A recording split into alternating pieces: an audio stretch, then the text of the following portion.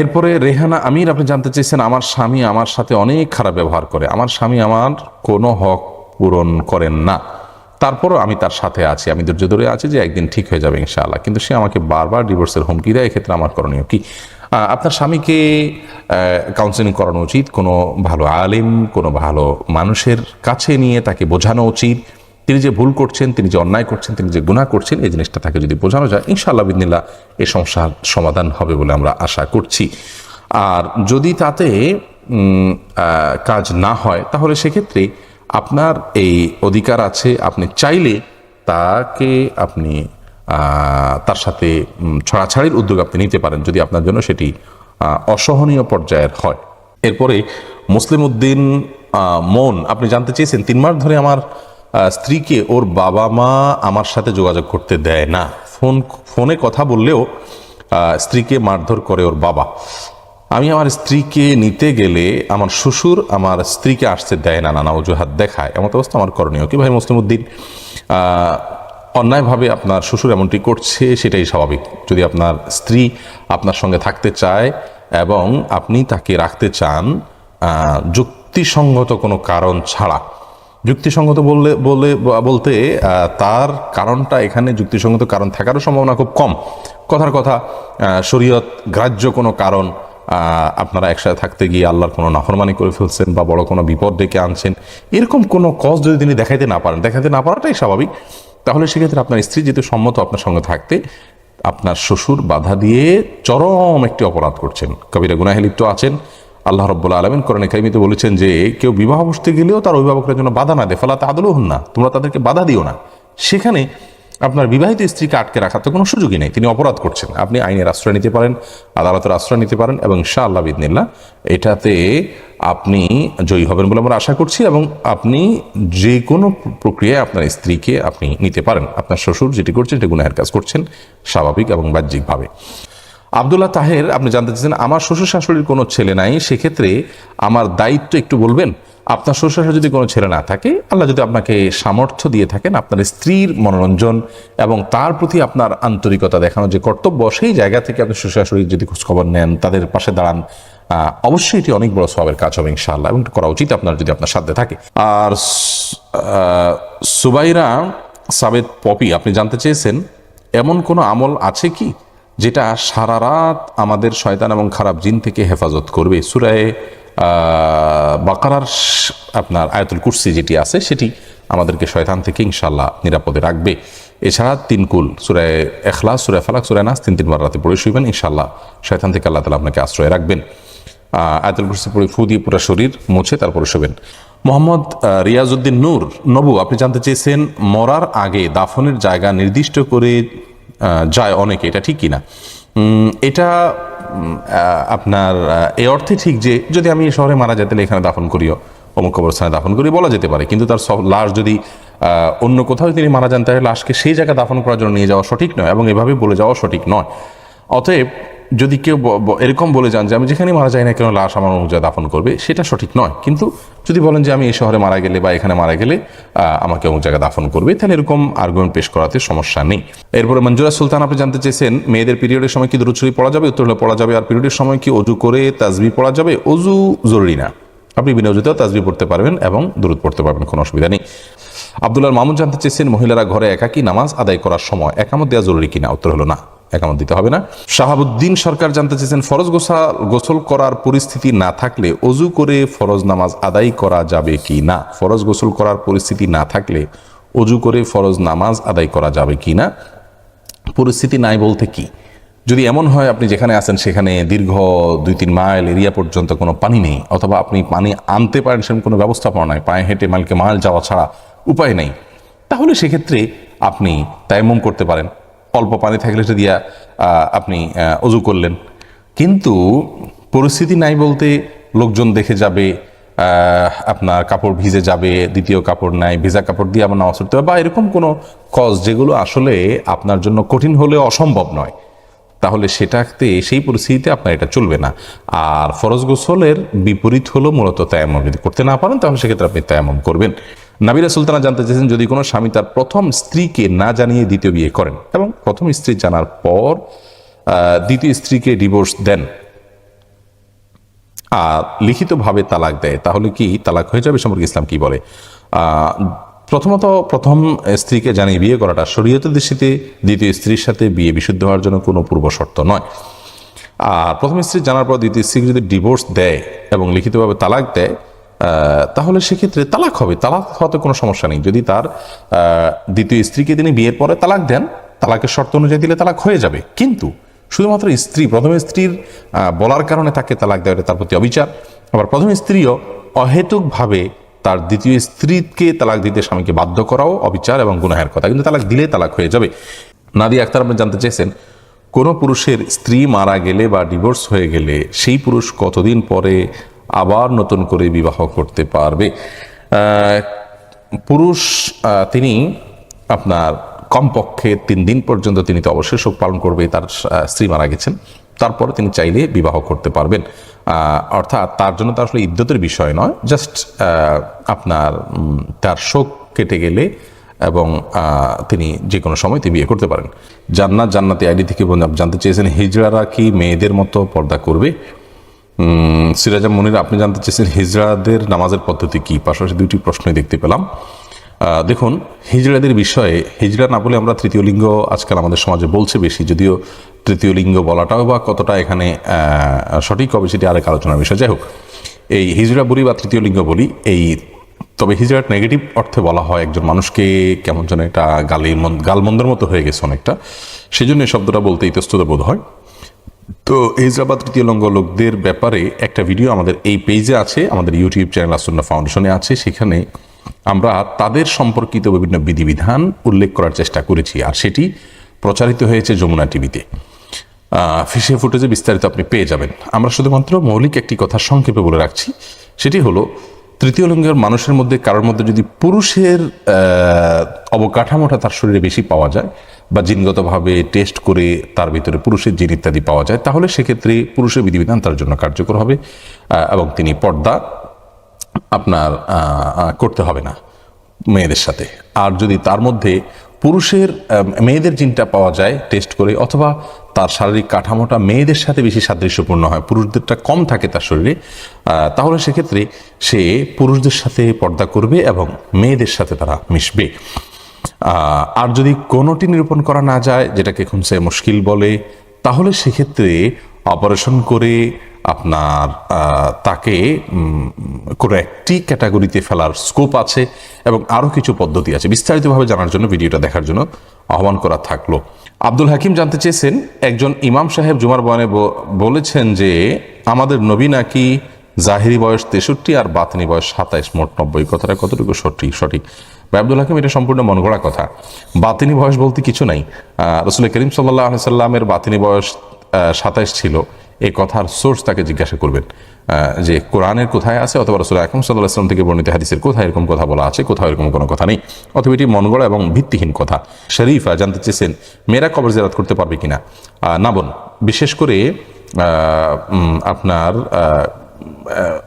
একটা হাদিসে আছে যে নবী সাল্লাল্লাহু আলাইহি সাল্লাম যারা অনেক বেশি মহিলাদের মধ্যে কবর জিয়ারত করে তাদের উপরে ভর্ৎসনা করেছেন। তো এই হাদিস থেকে কেউ বলেছেন যে অনেক বেশি না করলে মাঝে মধ্যে গেলে জায়েজ আছে, কিন্তু বেশিরভাগ ওলামায়ে কেরামের মত হলো, সংখ্যাগরিষ্ঠ ওলামায়ে কেরাম কোরআন হাদিসকে অ্যানালাইসিস করে যেটি বলেছেন, যে মতটি ব্যক্ত করেছেন, তা হলো মেয়েরা কবর জিয়ারত করবেন না। তবে কবরের অদূরে পাশে, ওয়ালের পাশে দাঁড়িয়ে তারা আপনার তাদের প্রিয়জনের জন্য দোয়া করা, সালাম পেশ করা, এগুলো করতে পারেন, কিন্তু কবরস্থানে তারা প্রবেশ করবেন না।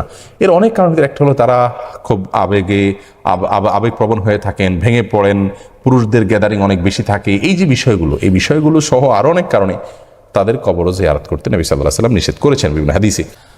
কাজী জুবাইদা সাহেব আপনি জানতে চেয়েছেন, অনেক সময় শুনি যে সাহাবীগণ সিজদায় দোয়া করতেন। সিজদায় দোয়া কিভাবে করতে হয়? সিজদায় দোয়া করবেন আল্লাহর কাছে চাইবেন, কোরআন হাদিসে বর্ণিত যে কোনো দোয়া করবেন। আর নফল নামাজ হলে অপশনটা আরেকটু বেশি থাকে, আপনি মাতৃভাষায় দোয়া করতে পারেন, যদিও সেটা নিয়েও মতপার্থক্য আছে ওলামায়ে কেরামের মধ্যে। তারপরে সিজদায় আপনি তাসবিহ পাঠ করছেন, তখন মনে মনে আপনার বিভিন্ন চাওয়া আল্লাহর কাছে পেশ করতে পারেন, সেটাতে কোনো অসুবিধা নেই। তবে কোরআন হাদিসে বর্ণিত দোয়াগুলো আপনি সিজদায় করতে পারেন। নবী আলাইহিস সালাম সিজদায় দোয়া করার জন্য সহিহ মুসলিম হাদিসে আমাদের দোয়া করেছেন, নির্দেশ করেছেন। তিনি বলেছেন, ফাকসিরু ফীহি মিনাদ দুআ, তোমরা সিজদায় বেশি বেশি দোয়া করবে। রাবিয়া সুবর্ণা আপনি জানতে চেয়েছেন, ঘরে ছোট মেয়ে বাবু আছে, সাথে আছে তার অনেক খেলনা এবং পুতুল, রুমে পুতুল থাকলে নামাজ পড়লে হবে কি না আমি কনফিউজড আছি, উত্তর অপেক্ষা করব। বোন রাবেয়া রাসূল আকরাম সাল্লাল্লাহু আলাইহি সাল্লামের বাসায় আম্মা জান আয়েশা রাদিয়াল্লাহু তাআলা পুতুল নিয়ে খেলা করেছেন এবং আরও নবী সাল্লাল্লাহু আলাইহি সাল্লামের বাসায় গিয়েছেন, পুতুল নিয়ে বাচ্চারা খেলেছেন, এরকম প্রমাণ পাওয়া যায়। এর উপর ভিত্তি করে অনেক উলামায়ে কেরামের বক্তব্য হলো যে বাচ্চারা যদি পুতুল নিয়ে খেলা করে তাহলে সেটা জায়েজ রয়েছে, শুধু খেলার জন্য, এটাকে শো পিস হিসাবে রাখার জন্য নয়, শো কেসে প্রদর্শন করার জন্য নয়, খেলা করলো, খাট চোখের নিচে পড়ে থাকলো, বাস এইটুকু করাতে কোনো অসুবিধা নেই, এটা অনেক উলামা কেরাম বলেছেন। আবার অনেক উলামা কেরামের মতে শোপিস এই খেলনা যদি পুতুল যদি এরকম হয় যে তার পরিপূর্ণ অবয়ব বোঝা না যায়, যেমন বাচ্চারা খেলনা নিজেরা তৈরি করে, জাস্ট আপনার একটা কাপড়ের অংশ দিয়ে কল্লা আর হাত বোঝা যায়, কিন্তু চোখ কান মুখ নাক এরকম আলাদা করে তার প্রতিটা অঙ্গ স্পষ্ট বোঝা যায় না, পূর্ণাঙ্গ অবয়ব বোঝা যায় না, তাহলে সেরকম পুতুল রাখাতে অসুবিধা নেই। তো নামাজ হয়ে যাবে, নামাজ হওয়াতে কোনো অসুবিধা নেই, কিন্তু যথাসম্ভব এগুলো অ্যাভয়েড করাটাই হলো ভালো এবং তাকওয়ার দাবি। মাহমুদা মুক্তা জানতে চেয়েছেন মেয়েদের চুল কাটার ক্ষেত্রে সামনের চুল ছোট পেছনের চুল বড় এভাবে কাটা যাবে কি না। আমরা একটু আগে একটা উত্তর দিয়েছি, সেখানে বলেছি কোনো ফাসিক মেয়েদের স্টাইলে চুল কাটবেন না, পুরুষের সাথে সাদৃশ্য হয়ে যায় সেভাবে কাটবেন না, এছাড়া কাটতে পারেন। বাকি সচরাচর মেয়েদের যেহেতু চুল পেছনের দিকে ফালানো থাকে এবং সেটাই উচিত, অতএব পেছন থেকে কাটারই হলো স্বাভাবিক, সামনে থেকে কেন কাটতে যাবেন। হ্যাঁ, যদি সামনে থেকেও কোনো চুল আপনার চোখের উপরে থাকে, কোপার উপরে চলে আসে, যতই আশ্রান আবার নিয়ন্ত্রণ করতে পারে না বা বিরক্তির কারণ হয়, কোনো যৌক্তিক যদি কোনো ওজুর থাকে কাটতে পারেন, কিন্তু ওই যে দুইটা শর্ত আছে সেগুলো মাথায় রেখে করতে হবে। লুৎফুর আনোয়ার জানতে চেয়েছেন কাঁকড়া খাওয়া জায়েজ হবে কি না। কাঁকড়া খাওয়া জায়েজ হওয়া না হওয়া নিয়ে ওলামায়ে কেরামের মধ্যে পার্থক্য আছে, ইমামদের মধ্যে পার্থক্য আছে। ইমাম আবু হানিফার মতে এটি মাকরুহ, অন্যান্য অনেক ইমামের মতে এটি সম্পূর্ণ জায়েজ আছে, কিন্তু হারাম কারোর মতে না। রাইতুল হক আপনি আইডি থেকে জানতে চেয়েছেন কোরআন সুন্নাহর আলোকে একটা মেয়ের যেরকম হওয়া উচিত আমি সেরকম মেয়ে বিয়ে করতে ইচ্ছুক, কিন্তু আমার পরিবার মানতে নারাজ, এমনকি আত্মীয়তার সম্পর্ক ছিন্নেরও সম্ভাবনা রয়েছে, এখন আমার করণীয় কি? ভাই রাইতুল হক, কোনো অভিভাবক যদি দিনদার পাত্রপাত্রী নির্বাচনের ক্ষেত্রে বাধা প্রদান করে তাহলে সেই অধিকার তাদের নেই। এটির কারণে তাদের অভিভাবকত্বের যে যোগ্যতা সেটা ক্ষুণ্ণ হয়ে যায়, সেটা নষ্ট হয়ে যায়, তাদেরকে আর শরীয়ত গ্রাহ্য অভিভাবক ধরা হয় না। যদি দিনদারের কারণেই শুধু বাধা দেয় যে না দিনদার ছেলে চলবে না, দিনদার মেয়ে চলবে না, এরকম যদি বলেন তাহলে সে অভিভাবকের অভিভাবকত্বে আপনি বিবাহ করতে বাধ্য নন, বরং সেক্ষেত্রে পরবর্তী অভিভাবক যিনি, যেমন বাবার পরে দাদা, তারপরে আপনার সন্তান থাকলে সন্তান, যদি আপনার আগের ঘরে বিয়ে থাকে, আর যদি না থাকলে আপনার ভাই আপনার অভিভাবকত্ব করবে। এদের সবাই যদি একই ক্যাটাগরির হয় অথবা অভিভাবকত্ব করার যোগ্যতা তাদের মধ্যে না থাকে, তাহলে সেক্ষেত্রে আপনি আদালতের মাধ্যমে অথবা আদালতের মাধ্যমে মুসলিম শাসক না থাকলে বা আদালতের মাধ্যমে আপনি যদি ইসলামের শরিয়ার গুরুত্বটা অনুধাবন করতে পারেন সেরকম ব্যবস্থা না থাকে, তাহলে মসজিদের ইমাম সাহেব বা স্থানীয় গণ্যমান্য ওলামায়ে কেরাম তাদের মাধ্যমে আপনি বিয়ের ব্যবস্থা করতে পারেন। এমডি সালমান কোরাইশি আপনি আমাদের ইউটিউব চ্যানেলে প্রশ্ন করেছেন যে মেয়েদের চুল কাটার বিধান কি, কতটুকু কাটা যাবে। মেয়েদের চুল আপনি কাটতে পারেন যদি সেটা পুরুষের মতো হয়ে যাচ্ছে, পুরুষ মেয়ে পার্থক্য করা যাচ্ছে না, এতদূর যদি না কাটেন, এবং কোনো ফাসেক মেয়েদের যারা চুলের বিভিন্ন স্টাইল করে কেটে কেটে তাদের সাথে সাদৃশ্য গ্রহণের উদ্দেশ্যে বা সাথে সাদৃশ্য হয়ে যায় সেরকম যদি না কাটেন, আপনার কথার কথা আপনি 2 ইঞ্চি 4 ইঞ্চি কাটলেন, বেশি লম্বা হয়ে যাচ্ছে, আপনার জন্য কন্ট্রোল করা কঠিন হয়ে যাচ্ছে, আপনি কাটতে পারেন। উম্মুল মুমিনিনদের কেউ কেউ চুল কেটেছেন, এটি বিশুদ্ধ হাদিস দ্বারা প্রমাণিত, অতএব এটুকু আপনি কাটতে পারেন। কিন্তু কাটতে কাটতে যদি একেবারে পুরুষের মতো করে ফেলেন তাহলে সেটা উচিত নয়, কারণ পুরুষের সাথে সাদৃশ্য গ্রহণকারী নারীদের প্রতি আল্লাহ লানত বর্ষিত হয়েছে, ঠিক একইভাবে মেয়েদের সাথে সাদৃশ্য গ্রহণকারী পুরুষদের প্রতিও আল্লাহ তাআলার লানত বর্ষিত হয়েছে। মিফতাহুল জান্নাত আপনি জানতে চেয়েছেন শাড়ি দান করলে কি গুনাহ হবে। অনেকে শাড়ি ছাড়া অন্য কিছু পরতে চায় না। দেখুন, শাড়ি দান করলে গুনাহ হবে না, শাড়ি তো আসলে ব্যবহারের উপর নির্ভর করে। কেউ বাসার স্বামীর সামনে শাড়ি পরলো অথবা একান্তে নিজেদের মাহরামদের সামনে শাড়ি পরলো, সেক্ষেত্রে শালীনতার মধ্যে থেকে শাড়ি পরলো, তো সেটা তো হারাম হয়ে যাবে না। যদিও এটাতে আপনার পর্দা মেনটেন করা কঠিন হয়, পেট পিঠ ইত্যাদি খালি থাকে, এমনকি নিজের ছেলে শ্বশুর তাদের সামনেও চলাফেরা করা কঠিন। তো যদি এগুলো মেনটেন করে কেউ করতে পারেন ভালো, আর না হলে স্বামীর সামনে পড়তে পারেন। অতএব শাড়িটা তো এরকম না যে এটার কোনো অবস্থাতেই পরা যাবে না, এরকম তো না, যার কারণে এটা দিলে গুনাহ হবে না। তবে তাদেরকে যদি আপনি দান করতে চান, গরিব দুঃখীদেরকে বা অভাবীদেরকে, নিকটাত্মীয়দেরকে, তাদেরকে পর্দার বিষয়টা সাথে সাথে বোঝানো উচিত। এরপরে সিরাজুল ইসলাম নবীন জানতে চেয়েছেন টয়লেট থেকে বের হয়ে অজু করার কতটা জরুরি। অজু অবস্থায় থাকা ভালো, যথাসম্ভব আপনি টয়লেটে গেলেন, অজু করলেন, এখন টয়লেট থেকে যেহেতু বের হয়েছেন অথবা আপনি অজু করে নিতে পারলে ভালো, কিন্তু এটা আপনার জন্য জরুরি না, মোটেও জরুরি না যে টয়লেট থেকে বের হলেই আপনাকে অজু করতে হবে, এমনটি কোনো কথা নেই। এস এম মঈদ আপনি জানতে চেয়েছেন ইসলামে আঙ্গুল ফোটানো নিয়ে কোনো বিধিনিষেধ আছে কিনা, দয়া করে উত্তর দিলে উপকৃত হব। সালাতের মধ্যে নামাজরত অবস্থায় আঙ্গুল ফোটানো নিষেধ আছে। এটা একটা হলো এটা নামাজের মনোযোগের খেলাফ। নামাজের মধ্যে যে আমাদের খুদু অবলম্বন করতে হয়, একেবারে একাগ্র চিত্তে এবং আপনার ধীরস্থির এবং আপনার স্থির ভাবে সালাত আদায় করতে হয়, সেই স্থিরতার খেলাফ এই আঙ্গুল ফোটানোটা, এই জন্য এটা হাদিসে নিষেধ আছে এবং এটাকে মাকরুহ বলা হয়েছে। তবে মৌলিকভাবে আঙ্গুল ফোটানোটা যেহেতু অস্বাস্থ্যকর একটি বিষয়, এখন আমরা বিজ্ঞান থেকে এটি জানতে পারি, অতএব প্রয়োজন ছাড়া বা প্রয়োজন ছাড়া বলতে এই সালাতের বাইরেও আপনার আঙ্গুল ফোটানো অনুচিত, কিন্তু শরীয়তে বা বিধিনিষেধটা শুধু সালাতের জন্য রয়েছে। সালাতের বাইরে কেউ আঙ্গুল ফোটালে সেটি নিষেধ হবে এরকম কোনো কথা নেই। শারমিন আক্তার জানতে চেয়েছেন সিগারেট খাওয়ার কারণে কি স্বামীকে ত্যাগ করা যাবে? স্বামীকে ত্যাগ করার জন্য সিগারেট খাওয়ার কারণটি যথেষ্ট নয়। সিগারেট খাচ্ছেন, তিনি গুনাহ করছেন। হ্যাঁ, যদি এত বেশি খান এবং মুখ পরিষ্কার না করেন, দুর্গন্ধে আপনার কষ্ট হয়, তাহলে সেটি আরেক বিষয়, কিন্তু এইটুকু কারণেও স্বামীকে ত্যাগ করা উচিত নয়। অন্য কোনো বড় কারণ না থাকলে এই কারণটা স্যাক্রিফাইস করা উচিত, বিশেষ করে যদি আপনি তার কাছ থেকে তালাক নিলে বা বিচ্ছেদ হয়ে গেলে অন্যত্র বিয়ের বিষয়টা আপনার জন্য সহজ না হয়। আমাদের সমাজে যে পরিস্থিতি আমরা জানি, একবার একটা বিয়ে হয়ে গেলে দ্বিতীয়বার বিয়ে অনেক কঠিন হয় নানা কারণে। এই জন্য শরীয়তের দৃষ্টিকোণ থেকে স্বামী সিগারেট খেলে আপনি তাকে ছেড়ে চলে যেতে হবে এমন কোনো নির্দেশনা নেই। এমনি মাজহারুল জানতে চেয়েছেন মসজিদের মসজিদে প্রবেশের পর 2 রাকাত নফল নামাজ না পড়ে বসে পড়লে গুনাহ হবে কিনা। 2 রাকাত নামাজ, মসজিদে প্রবেশের 2 রাকাত নামাজটাকে নফল না ওয়াজিব, এটারই মতো পার্থক্য আছে। ইমাম আবু হানিফা রাহিমাহুল্লাহর দৃষ্টিভঙ্গি হলো, বা আমাদের উলামা ইকরামের বেশিরভাগ উলামা ইকরামের দৃষ্টিভঙ্গি হলো যে এটি সুন্নাত, যদি আরবের স্কলাররা এটাকে ওয়াজিব বলেন, এবং সেই মতটা আমার কাছে বেশি শক্তিশালী মনে হয়, কারণ রাসূল আকরাম সাল্লাল্লাহু আলাইহি ওয়াসাল্লামের ভাষা এখানে অত্যন্ত কঠোর ভাষা এবং নির্দেশ সূচক, এবং খুব গুরুত্বের সাথে বলেছেন ফালা ইয়াজলিসান্না লা ইয়াজলিস আহাদুকুম, তোমাদের কেউ যেন না বসে মসজিদে ঢোকার পরে 2 রাকাত সালাত আদায় করা ছাড়া। এরকম কথা নবী সাল্লাল্লাহু আলাইহি ওয়াসাল্লাম যেখানে বলেন সেটা ওয়াজিব হওয়ার সম্ভাবনাই বেশি থাকে, এবং কেউ বসেছেন নবী সাল্লাল্লাহু আলাইহি ওয়াসাল্লাম তাকে উঠায় আবার পড়াইছেন, বাধ্য করেছেন পড়ার জন্য। তো এগুলো তো আবশ্যক না হলে এরকম করেন না তিনি, অতএব ওয়াজিব হওয়ার মতটি বেশি শক্তিশালী। যাই হোক, এখন আপনি বললেন যে না পড়ে বসলে গুনাহ হবে কিনা, যেহেতু ওয়াজিবের মতটা শক্তিশালী আমরা মনে করি, অতএব না পড়ে বসে গেলে গুনাহ হবে। তবে কেউ যদি চেয়ারে বসেন, ডাইরেক্ট ফ্লোরে না বসেন, বা দাঁড়িয়ে থাকেন, বা কিছু হেলান দিয়ে বসেন, তাহলে সেক্ষেত্রে হেলান দিয়ে বসেন বলতে দাঁড়িয়ে হেলান দেন, তাহলে সেক্ষেত্রে সেটা গুনাহ হবে বলে আমরা মনে করি না। তবে আপনার স্বাভাবিকভাবে যদি বসে যান তাহলে 2 রাকাত সালাত পড়ে তারপরে বসবেন। তবে যেহেতু আমার দেশের সংখ্যাগরিষ্ঠ ওলামা ইকরাম এটাকে সুন্নাত বলে থাকেন, নফল বলে থাকেন, অতএব তাদের মতে গুনাহ হবে না, এবং সেই মতেরও অত্যন্ত শক্তিশালী দলিল রয়েছে। এমনি সুজন আহমেদ জানতে চেয়েছেন এমন কোনো আমল আছে কিনা যেটা করলে রিজিকের ব্যবস্থা হবে। অনেকগুলো আমল আছে, এবং এই বিষয়ে আমাদের অনেকগুলো ভিডিও, বক্তব্য আছে, লেখনী আছে, আমাদের পেজে চ্যানেল আপনি খুললেই পাবেন।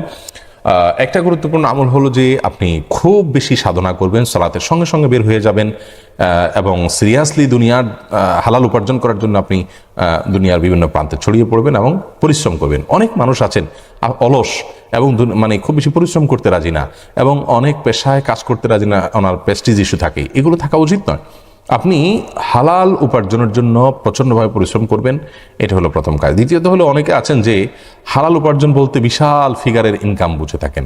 দুনিয়াতে বেঁচে থাকার জন্য আমার সাধ্য অনুযায়ী আমি চেষ্টা করবো, আল্লাহ তাআলা আমাকে যতটুকু রিজিক দেয় আমি সেটার উপর আলহামদুলিল্লাহ বলবো, এটাই আমাদের হওয়া উচিত। আমি আমার নিজেকে ডেভেলপ করার চেষ্টা করব, কিন্তু টার্গেট বানিয়ে নিলাম যে হালাল উপার্জন মানেই হলো 50,000 টাকা স্যালারি, আমি 10-20,000 টাকা পাচ্ছি, 5,000 পাচ্ছি, সেটাকে আমি মনে করছি যে না এইটাকে আমার জীবনে চলে নাকি।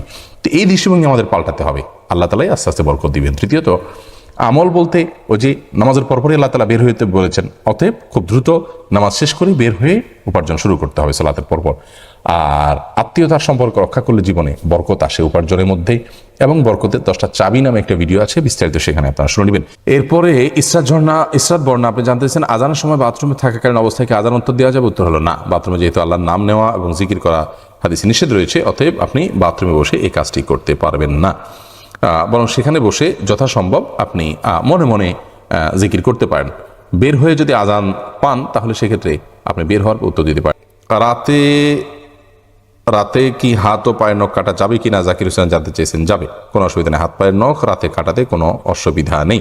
জান্নাতুল ফেরদৌস সাদি আপনি জানতে চেয়েছেন মাহরাম ছাড়া তো মেয়েদের ভ্রমণ করা নিষেধ, কিন্তু আমি ঢাকা বিশ্ববিদ্যালয়ে পড়ার কারণে রাজশাহী থেকে ঢাকায় যাতায়াত করতে হয়। আমার কোনো ভাই নেই, আমার বাবা ব্যবসায়ী ব্যস্ততার কারণে প্রত্যেকবার আমাকে নিয়ে যাওয়া আসা সম্ভব হয় না। এমত অবস্থা কি আমার একাকি যাতায়াত করা জায়েজ হবে কিনা? না বোন, একাকি যাতায়াত করা কোনো অবস্থাতেই জায়েজ হবে না। আপনাকে অবশ্যই কোনো মাহরাম সাথে রাখতে হবে, সেটা আপনার বাবা হন কিংবা ভাই হন কিংবা দাদা হন, নানা হন, চাচা হন, যেই হন না কেন। এই গুরুত্বপূর্ণ বিষয়টিকে গুরুত্বের সাথে দেখলে আমাদের জন্য সহজ। আজকে যদি সরকারি কোনো নিয়ম থাকতো, কোনো আইন থাকতো, তাহলে সেক্ষেত্রে আমরা কিন্তু এরকম কোনো একটা কিছু বের করে নিতে পারতাম, মানে তখন সেক্ষেত্রে কিন্তু আমরা বাধ্য হয়ে এটা করতাম। এরপরে আমানুল্লাহ আপনি জানতে চেয়েছেন যমজ বাচ্চাদের আকিকার নিয়মটা জানাবেন। একই নিয়ম, যমজ বাচ্চা হলে তাদের ছেলে হলে দুইটা বাচ্চা হলে দুই চারটা ছাগল, আর যদি মেয়ে হয় তাহলে সেক্ষেত্রে দুইটা মেয়ে হলে দুইটা ছাগল আপনাকে দিতে হবে। যেহেতু যমজ বাচ্চা দুইজন, অতএব দুইজনের জন্য আপনাকে আকিকা দিতে হবে। কোনো মহিলা স্বামী মারা গেলে বা ডিভোর্স হলে সেই মহিলা কতদিন পর আবার নতুন করে বিয়ে করতে পারবেন? মেয়েদের ব্যাপার হলো, যদি স্বামী মারা যান তাহলে 4 মাস 10 দিন পর, আর যদি ডিভোর্স হয় তাহলে 3টা মাসিক বা আপনার 3 মাস পর তিনি অন্যত্র বিয়ে করতে পারবেন। আর যদি তার গর্ভে কোনো সন্তান থাকে তাহলে গর্ভের সন্তান প্রসব করার পর তিনি যখন পবিত্র হবেন তখন তিনি বিয়ে করতে পারবেন। এখন ছেলে মেয়েদের মধ্যে পার্থক্য কেন, বৈষম্য কেন? দেখুন, তালাকেরটাই যদি আমরা বলি যে নারীর গর্ভে আগের স্বামীর কোনো সন্তান আছে কি না, এটা একটা প্রশ্ন সাপেক্ষ বিষয়। যতই টেস্ট করেন এরপরেও সম্ভাবনা অনেক সময় থেকে যায়, এটা একটা বিষয়। এরপরে আরও অনেকগুলো বিষয় আছে এখানে।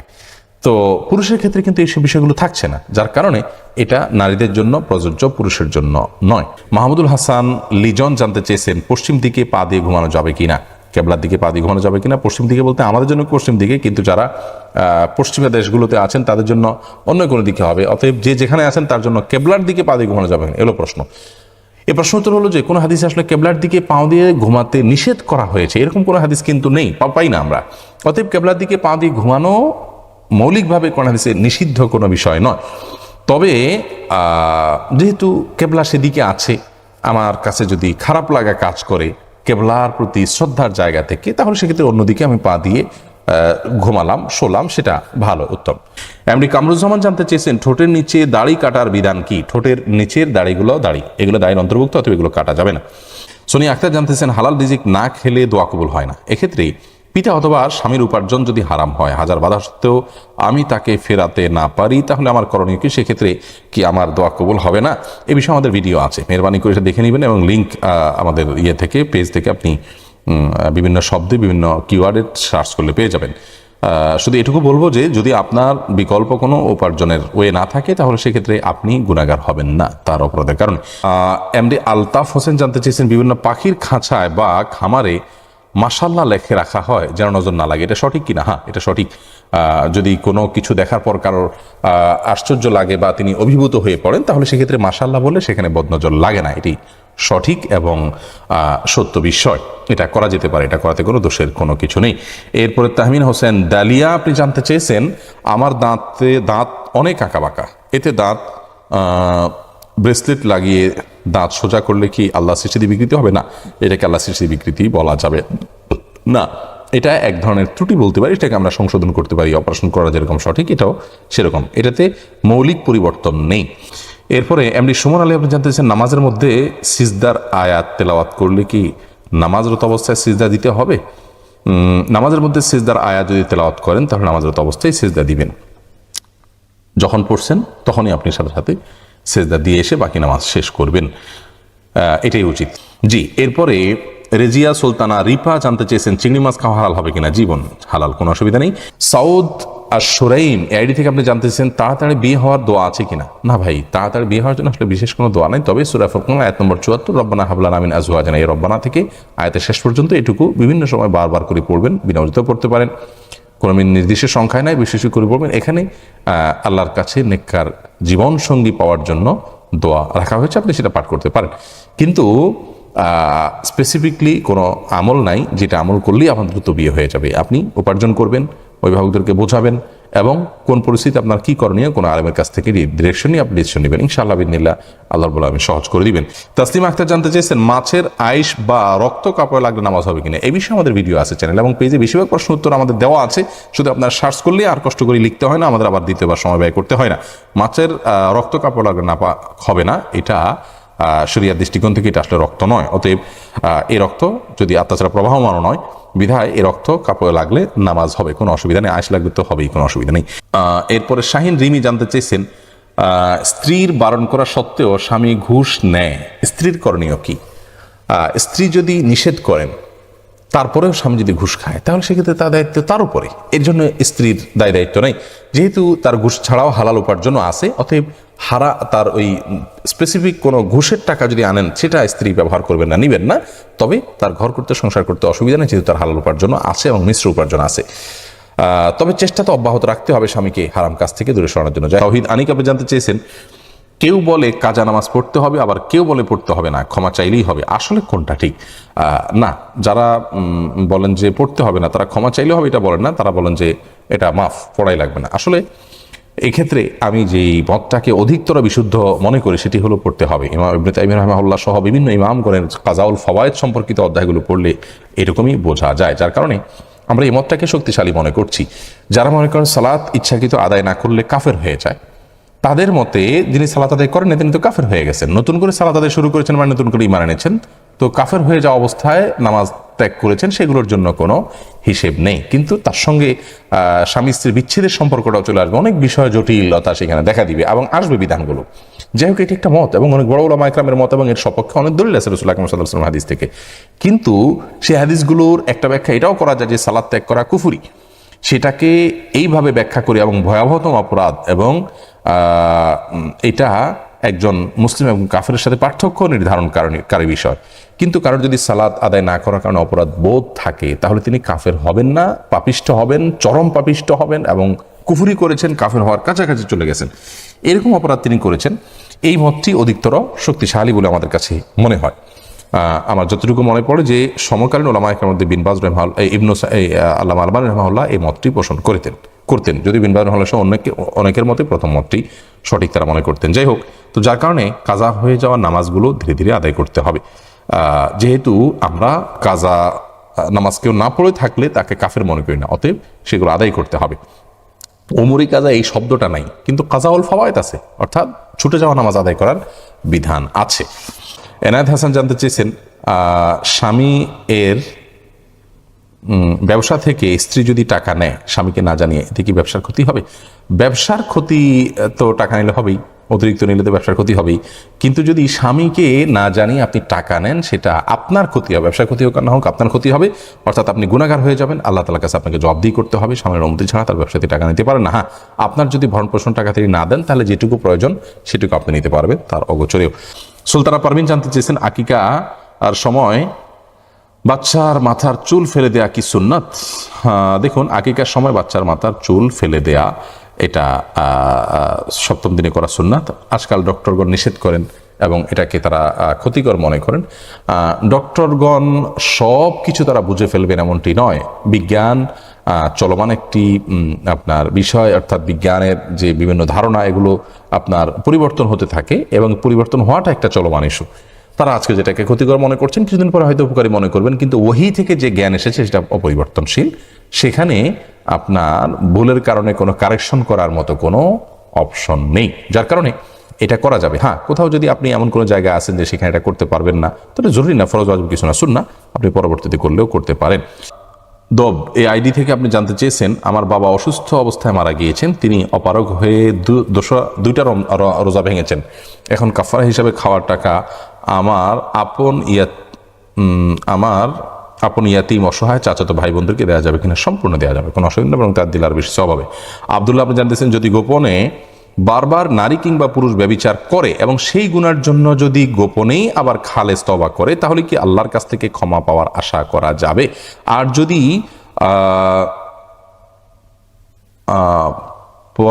পরকাল দিবসে প্রমাণ থাকে, তাহলে কি তওবা করলে গুনাহ হবে কি না? আর যদি প্রকাশ্য দিবালোকে, লেখাটা ভেঙে গেছে, প্রকাশ্য দিবালোকে যদি প্রমাণ থাকে তাহলে তওবা করলে গুনাহ হওয়া হবে কিনা। দেখুন, ব্যভিচার যদি জীবনে হয়ে যায় তাহলে তওবা যদি খালেস অন্তরে করে আর কখনো করবে না, সেমন প্রতিজ্ঞা করে এবং জেনার যে অপশন আছে, দুয়ার আছে, সেখান থেকে অনেক দূরে সরে যায়, তাহলে এটা সম্পূর্ণ জায়েজ আছে। চালিশে তওবা আল্লাহ তাআলা অবশ্যই কবুল করবেন।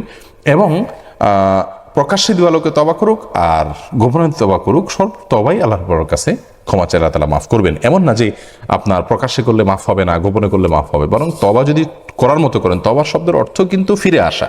তার মানে আপনি আপনার অবস্থান পরিবর্তন করেছেন, আপনি আর কখনো এই পথে যাবেন না সে মর্মে প্রতিজ্ঞা করেছেন, যেটা হয়েছে তার জন্য লজ্জিত হয়েছেন, এবং গুনাহ হতে পারে সেরকম সমাজ এবং পরিবেশ থেকে নিজেকে সরিয়ে নিয়েছেন। এটাই তওবা। এরকম তওবা যদি আপনি করতে পারেন, আল্লাহ তাআলা সব ধরনের গুনাহই মাফ করেন, প্রকাশ্য প্রকাশ্য। আপনি রাইদ হোসেন জানতে চেয়েছেন কোনো মানুষের সম্মানে দাঁড়ানো যাবে কি না। কোনো মানুষের সম্মানার্থে দাঁড়ানো যাওয়া নিয়ে ওলামা ইকরামদের মত পার্থক্য আছে। কিছু হাদিসকে পেশ করেন, ওলামা ইকরাম এটাকে নিষেধ করেন, বাকি অন্যান্য ওলামা ইকরাম সেটাকে জায়েজ মনে করেন। এবং এটা তাদের একটা যুক্তি এটাও যে নবী আলাইহিস সালাম যুগে এটা অমুসলিমদের কালচার ছিল, এখন এটা সাধারণ কালচারে পরিণত হয়েছে, এটা মুসলিমের কালচার নয়, অতএব দাঁড়িয়ে কাউকে সম্মান করা যেতে পারে। এবং দ্বিতীয় মতটি আমার কাছে অধিকতর শক্তিশালী মনে হয়। এরপর সাব্বির আহমদ জানতেছেন, জামাতে নামাজ পড়ার সময় ওযু ভেঙে যায়, তাহলে কি করব? যদি প্রথম কাতারে আমি থাকি কিভাবে বের হব? প্রথম কাতারে যদি আপনি থাকেন তাহলে সেক্ষেত্রে আপনাকে চেষ্টা করতে হবে বের হওয়ার জন্য। যদি বের হতে পারেন তো আলহামদুলিল্লাহ। যেমন কোনো মসজিদে, এখন মডেল মসজিদ যেগুলো হচ্ছে আমাদের দেশে, চারপাশে যাওয়ার জন্য, হাঁটার জন্য কিছু জায়গা আলাদা রাখা আছে, টাইলস রাখা আছে, তো সেগুলোতে আপনি হেঁটে যেতে পারলে যাবেন। আর যদি খুব বেশি দীর্ঘ অনেকগুলো কাতার না থাকে, পেছনে 1, 2, 3টা কাতার থাকে, তাহলে হালকা ফাঁক করে আপনি বের হয়ে যাবেন। আর যদি এত বেশি মানুষ পেছনে থাকে যে আপনি বের হইতে গেলে অনেক মানুষকে কষ্ট দিয়ে বের হতে হবে, তাহলে আপনি ওই অবস্থায় বসে থাকবেন বা দাঁড়িয়ে থাকবেন সালাত বাদ দিয়ে, এরপরে আপনি বের হবেন। এমডি ফরিদ জানতে চেয়েছেন, মশার রক্ত জামায় লাগলে নাপাক হবে কিনা। উত্তর হলো না, মশার রক্ত জামায় লাগলে নাপাক হবে না। এবং মাছের যে বিষয়টি, মশার বিষয়টি একই। তাওহিদ আনিক আপনি জানছেন, ঘরের কেউ জেগে থাকলে তাহাজ্জুদ নামাজ হবে কিনা। হবে, কোনো অসুবিধা নেই। কেউ জেগে থাকলে যে আপনার তাহাজ্জুদে কোনো নিষিদ্ধ হবে এরকম কিছু নয়, বরং তাহাজ্জুদ সালাতের সাথে কারো জেগে থাকলে কোনো সম্পর্ক নেই। সবাই ঘুমিয়ে থাকলে, সবাই একটা ঘরে কয়েকজন তাহাজ্জুদ পড়লে তাহলে কিভাবে হবে? অতএব কোনো অসুবিধা নেই এটাতে। কেউ জেগে থাকলে আপনি পড়তে পারেন। এমনি জাকির জানতে চেয়েছেন, তবে হ্যাঁ, কারো ডিস্টার্ব যেন না হয় সেদিকটা খেয়াল করতে হবে। এমনি জাকির জানতে চেয়েছেন, জেনে শুনে নিজের বয়স কমিয়ে বেশি সময় চাকরি করলে তা হালাল হবে কিনা। উপার্জনটা হালাল হয়ে যাবে, কিন্তু কাজটা হারাম এবং মিথ্যার আশ্রয় নেওয়া। মুমিন মিথ্যা বলতে পারেন না, খুব জঘন্য অপরাধ, আল্লাহর কাছে মৃত্যুক হিসেবে তার নাম লেখা হয়ে যায়। ওবায়দুল হক জানতে চেয়েছেন, নামের আগে কি মোহাম্মদ লিখতেই হবে? নামের আগে মোহাম্মদ লিখতে হবে এমন কোনো কথা নেই ভাই ওবায়দুল হক, এবং এটা কোরআন সুন্নাহর কোনো নির্দেশও নয়, বরং এটি আমাদের সমাজে নানা কারণে স্ত্রী লিখতো, মুসলিমরাও লিখতো এক সময়, তখন সেটা দিয়ে পার্থক্য করার জন্য হিন্দুরা স্ত্রী লেখে, আমরা মোহাম্মদ লিখে, এটা সময় এটা দরকার ছিল। তো এখন আর সেই প্রয়োজনীয়তা আছে বলে আমি মনে করছি না। আর শরীয়তে এরকম কোনো কথা বলে নাই, কোনো সাহাবীর নামের শুরুতে মোহাম্মদ লেখা হয় নাই। আপনি জাকির হোসেন জানতেছেন, মরণোত্তর কিডনি বা চক্ষু দান করার ব্যাপারে ইসলাম কি বলে। কোনো ব্যক্তির যদি প্রয়োজন হয় তার জন্য দেয়া যেতে পারে, কিন্তু এগুলো আমি নিয়ে কবরে যেয়ে কি করব, নষ্টই তো হয়ে যাবে, তার সাথে মানুষকে দিয়ে দিলাম, এই দৃষ্টিকোণ থেকে দান করে যাওয়া এটা জায়েজ নাই। আলপনা হোসাইন জানতে চেয়েছেন, নানা নান্নুর জন্য কি দোয়া পড়ব। আমার 7 বছরের ছেলে আব্দুল্লাহ জানতে চায় আপনার কাছে। বোন আলপনা, আপনার 7 বছরের ছেলে আব্দুল্লাহর জন্য আমার পক্ষ থেকে শুভেচ্ছা রইল। সে প্রশ্ন করেছে, ছোট্ট বন্ধু আমাদের, আল্লাহ তাআলা আব্দুল্লাহকে তার মা বাবার স্বপ্নের সন্তান হওয়ার, মানুষ হওয়ার তৌফিক দান করুন। আর নানার জন্য দোয়ার জন্য বিশেষ কোনো দোয়া নেই বাবা আব্দুল্লাহ, তুমি তোমার নানা নানুর জন্য আল্লাহর কাছে দোয়া করবে। আল্লাহ যদি বেঁচে থাকেন, বলবে আল্লাহ তুমি তাদেরকে ঈমানের সাথে সুন্দরভাবে বাঁচিয়ে রাখো এবং তাদেরকে দীর্ঘদিন সুস্থভাবে সবলভাবে আমাদের মধ্যে রাখো। আর যদি তারা মারা গিয়ে থাকেন তাহলে দোয়া করবে, আল্লাহ তুমি আমার নানাকে, আমার নানুকে, বা যিনি মারা গেছেন তার কথা বলে উল্লেখ করবে, তাকে মাফ করে দিবেন। ব্যাস, এভাবে দোয়া করলে চলবে। এরপরে আসক্রাফটস বা এস ক্রাফটস আইডি থেকে আপনি প্রশ্ন করেছেন আমাদের ইউটিউব চ্যানেলে, জন্মদিনের উপহার বিক্রি করলে গুনাহ হবে কি না। জন্মদিনের উপহার কিনে কেউ যদি জন্মদিন উৎসব পালন করে তাহলে সেক্ষেত্রে আপনার বিক্রিটা তার জন্য সহায়তা হচ্ছে, কিন্তু এটা পরোক্ষ সহায়তা। তাছাড়া অমুসলিমরা যদি কিনে তাহলে তো কোনো কথাই নেই, তাদের ব্যাপার ভিন্ন, তাদের জন্য তার শরীয়তের বিধিবিধান প্রযোজ্য নয়। মুসলিমরা যদি কিনে যদি সেটাকে ব্যবহার করেন উপহার, তাহলে সেটা অনুচিত, কিন্তু এটা হারাম, কবিরা গুনাহ হবে এটা বিক্রি করলে, আমি সেটা মনে করি না। কিন্তু অনুচিত এবং অনুত্তম কাজ সন্দেহাতীতভাবে অ্যাভয়েড করতে পারলে ভালো। আফরোজা বেগম জানতে চেয়েছেন, মা ইসলাম মানতে না দিলে কি করণীয়? ইসলাম মানতে না দেয়া বলতে কি বোঝাতে চাচ্ছেন বোন আমার? যদি কোনো নফল বা শরীয়তে যেটাকে অপরিহার্য করে নাই এমন কোনো কাজ করতে তিনি বাধা দেন, তাহলে সেক্ষেত্রে তার বাধা মানতে হবে। আর যদি শরীয়ত ফরজ করেছে, যেমন পর্দা করতে বাধা দিচ্ছেন, নামাজ পড়তে বাধা দিচ্ছেন, এরকম হয়, তাহলে সেক্ষেত্রে তাদের কথা মানা যাবে না। কারণ লা তাআতা লি মাখলুকিন ফি মাসিয়াতিল খালিক, সৃষ্টিকর্তার অবাধ্য হয়ে, স্রষ্টার অবাধ্য হয়ে আপনার কোনো সৃষ্টির আনুগত্য করার সুযোগ নেই, তিনি মা বাবা বা যেই হন না কেন। এরপরে জান্নাতুল নাইমা জানতে চেয়েছেন, হিন্দু বান্ধবী থাকলে আমি যথাযথভাবে পর্দা করে তার সাথে বের হতে পারবো কিনা, নাকি তাকে এড়িয়ে চলা উচিত? তার সাথে চলতে অসুবিধা নেই, বিশেষ করে আপনি যদি আপনার আচরণ দিয়ে তাকে ইসলামের সৌন্দর্য ফুটিয়ে তুলতে পারেন এবং আপনি তাকে বিভিন্ন ফাঁক ফোকর ইসলামের বাস্তবতা এবং এটা যে আল্লাহ রাব্বুল আলামিনের পক্ষ থেকে একমাত্র মনোনীত দিন, এই বিষয়গুলোকে আপনি সুন্দরভাবে যদি তুলে ধরতে পারেন, সেই উদ্দেশ্যে আপনি অবশ্যই করতে পারেন। সেই উদ্দেশ্যে ছাড়াও আপনি প্রয়োজন হলে দুনিয়াবি কারণে যেতে পারেন, কোনো অসুবিধা নেই। সাহাবা ইকরাম অনেক অমুসলিমদের সাথে চলাফেরা করেছেন, হ্যাঁ, তাদেরকে অন্তরঙ্গ বন্ধু হিসাবে গ্রহণ করা এটা উচিত নয়, অতএব তাদের সাথে চলাফেরা করতে আপনি পারেন। হিদুর রহমান রুবেল জানতে চেয়েছেন, মসজিদের সভাপতি কি কোনো মহিলা হতে পারেন? আমাদের মসজিদের সভাপতি মহিলা, দয়া করে জানাবেন। দেখুন, মসজিদের সভাপতি মহিলা হবেন কিভাবে? সভাপতি মানে প্রধান দায়িত্বশীল রাইস, যিনি প্রেসিডেন্ট, তো তাকে তো মসজিদ পরিচালনার জন্য সভা করতে হবে, মিটিং করতে হবে অন্য পুরুষদের সাথে, তো সেখানে নারী কিভাবে করবেন? এটা জায়েজ নেই, গুনাহের কাজ। হ্যাঁ, তিনি প্রধান পৃষ্ঠপোষক অথবা এই জাতীয় কিছু হতে পারেন, যেখানে তার অন্য পুরুষদের সাথে বসে মিটিং সিটিং করতে হয় না, অতএব সেই জায়গা থেকে তিনি অবশ্যই দায়িত্ব পালন করতে পারেন। এরপরে এস বাবুল আপনি জানতে চেয়েছেন, নিজের সঠিক বয়স না জানলে অনুমান করে বয়স বললে গুনাহ হবে কি না? অসুবিধা নেই, বলার সময় বলতে হবে যে এত আনুমানিক, আমি সঠিক আসলে জানা নেই, বা আপনার প্রায় এত, এরকম বললে অসুবিধা নেই। সেলিনা পারভিন জানতে চেয়েছেন, যার গীবত করা হয়েছে তার নামে দান করলে, ইস্তেগফার করলে কি গীবতের গুনাহ মাফ হবে? যদি সে বেঁচে থাকে, তার কাছে মাপ চাওয়ার মতো নেই পরিবেশ, তাহলে সেক্ষেত্রে তার পক্ষ থেকে আল্লাহর কাছে দোয়া করবেন, আল্লাহ আপনি তাকে ক্ষমা করে দেন, তার পক্ষ থেকে দানও করতে পারেন, এটা ভালো উদ্যোগ। কিন্তু নির্দিষ্ট করে এইভাবে কোনো কিছু করতে হাদিসে বলা হয়নি, অতএব আপনি নিজ উদ্যোগে তার জন্য মাফ চাওয়ার পাশাপাশি তার পক্ষ থেকে দান করতে পারেন, অসুবিধা নেই। চৌধুরী বোরহান জানতে চেয়েছেন, জন্ম থেকে দাঁত না থাকলে দাঁতগুলো কি লাগানো যাবে? জন্ম থেকে যদি দাঁত না থাকে তাহলে সেক্ষেত্রে দাঁত লাগাতে পারেন, কোনো অসুবিধা নেই। সাকিবুল আশরাফুল জানতে চেয়েছেন, আসুন্নাহ ফাউন্ডেশনের একটা অ্যাপস হলে ভালো হয়। ইনশাআল্লাহ সব কিছু হয়ে যাবে ভাই সাকিব আশরাফুল। আমরা ওয়েবসাইট নিয়ে কাজ করছি, ওয়েবসাইটটা অনেক সমৃদ্ধ এবং বাংলাদেশের মধ্যে একটা দৃষ্টান্তমূলক ওয়েবসাইটের উপহার দেওয়ার আমরা কাজ করছি। দীর্ঘদিন থেকে অনেক ভাইরা আমাদেরকে সহায়তা করছেন, আল্লাহ তাদেরকে উত্তম বিনিময় দান করুন। অতএব সেটা হয়ে গেলে ইনশাআল্লাহ অ্যাপসও একসময় হয়ে যাবে। তবে আপাতত ডেইলি ইসলাম যে অ্যাপটা আছে এটা সাথে আমরা অনেকটাই জড়িত, আমরা সহায়তা করছি এবং যে ভাইরা করছেন আমরা মিলিঝুলে কাজ করছি, ইনশাআল্লাহ বিদিনিল্লাহ সব কিছুই সময়মত হয়ে যাবে। এমডি ফাহাদ মাহমুদ আপনি জানতে চেয়েছেন, ইসলামে মাজার জিয়ারতের বিধান কি? ভাই, কবর আর মাজার দুটো একই জিনিস। মাজার মানে হলো যেই জায়গা জিয়ারত করা হয়, কবরকে জিয়ারত করা হয়। অতএব আমরা মনে করি যে কোনো পীর বা বুজুর্গের কোনো নেককার মানুষের কবর হলে এটা মাজার হয়, সাদা মানুষেরগুলো কবর হয়। আসলে মাজার আর কবর দুইটা একই।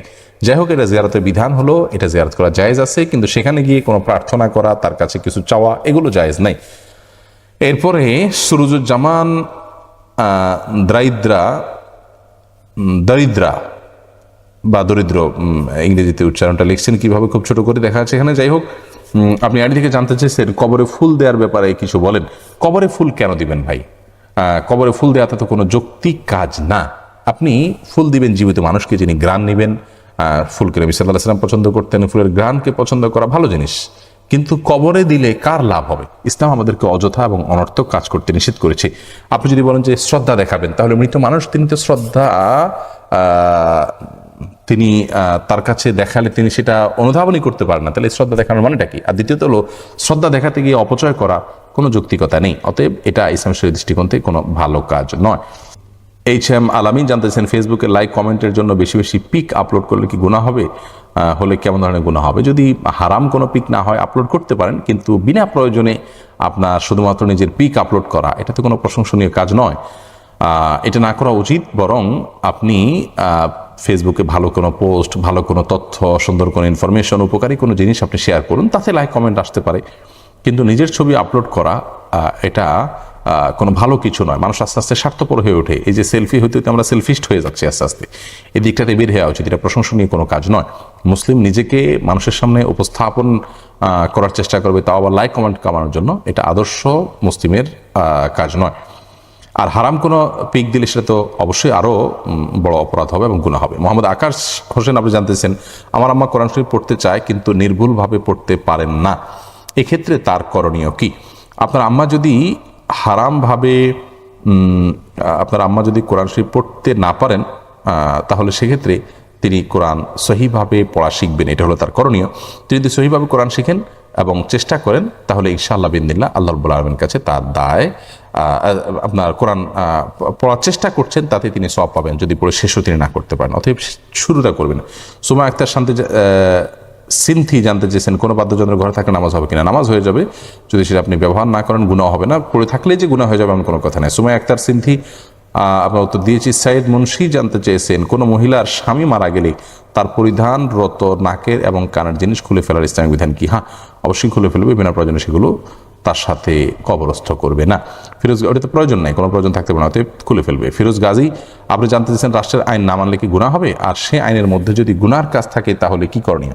রাষ্ট্রের আইন মানতে গিয়ে যদি কোনো গুনার কাজ করতে হয় তাহলে সে আইন মানবে না। কিন্তু রাষ্ট্রের সাধারণ আইন, আমার দেশের কথাই যদি বলি, আমরা বেশিরভাগ প্রায় সব আইনগুলোই এরকম যে মানুষের কল্যাণার্থে করা, এখানে গুনাহের বিষয় নাই, সেগুলো অবশ্যই মানা উচিত। সেগুলো না মানলে গুনাহ হবে, যদিও সব ক্ষেত্রে এটা কবিরা গুনাহ হবে না, কিন্তু গুনাহ হবে, এবং এটা একজন মুমিনের জন্য অবশ্যই করা উচিত নয়। আইন লঙ্ঘন করা সেটা আমাদের জন্য উপকারী। সঞ্জিদা সিরাজ আখি জানতে চেয়েছেন, জুমার দিনে পুরুষরা জুমার নামাজ পড়ার আগে কি নারীরা নামাজ পড়তে পারবে না? পারবে, কোনো অসুবিধা নেই, ওয়াক্ত হলে তারা নামাজ পড়তে পারবে। এরপরে এমডি ইসলাম হোসেন জানতে চেয়েছেন, সরকারি চাকরি করাকালীন উক্ত অফিস থেকে বিভিন্ন হোম লোন, গাড়ি লোনের সুবিধা নেওয়া যাবে কি না? যদি হোম লোন, গাড়ি লোন নিতে গিয়ে কোনো সুদের কারবারে জড়িত হতে না হয়, কোনো অসুবিধা নেই, আপনি নিতেই পারেন, কোনো অসুবিধা নেই। মহিবুল্লাহ বিন শফিক জানতে চেয়েছেন, মিথ্যা ইনফরমেশন দিয়ে উপবৃত্তির টাকা নেওয়া জায়েজ হবে কিনা? না, মিথ্যা ইনফরমেশন দিয়ে, মিথ্যা তথ্য দিয়ে আপনি কোনো কিছু গ্রহণ করা জায়েজ হবে না। মুমিন, একজন ইমানদার, একজন মুসলিম মিথ্যা বলতে পারেন না। আপনার ইসলাম সৌন্দর্য মণ্ডিত হবে যদি আপনি একজন সত্যবাদী মুসলিম হন। আপনি মিথ্যাবাদী মুসলিম হলে সেই মুসলিমই বলা যায় না তাকে। অতএব কোনো দুনিয়াবি সামান্য তুচ্ছ স্বার্থ হাসিল করার জন্য, তুচ্ছ স্বার্থ বলেছি, গোটা পৃথিবীটাই তুচ্ছ। আল্লাহ রাব্বুল আলামিন গোটা পৃথিবীকে আখিরাতের তুলনায় তুচ্ছ উল্লেখ করেছেন। অতএব এই দুনিয়ার গোটা বিশ্ব একদিকে যদি রাখা হয় আর তার জন্য মিথ্যা বলতে হয়, একজন ইমানদার মিথ্যা বলবেন না। অতএব উপবৃত্তির টাকার জন্য মিথ্যা ইনফরমেশন দেওয়া যায় না, প্রয়োজনে নিবেন না। রোজার সময় আজানের আগে ইফতার নেওয়া যাবে কি না? আজানের সাথে আসলে ইফতারের কোনো সম্পর্ক নেই, বরং এটি আপনার সূর্য ডুবার সাথে সম্পর্ক।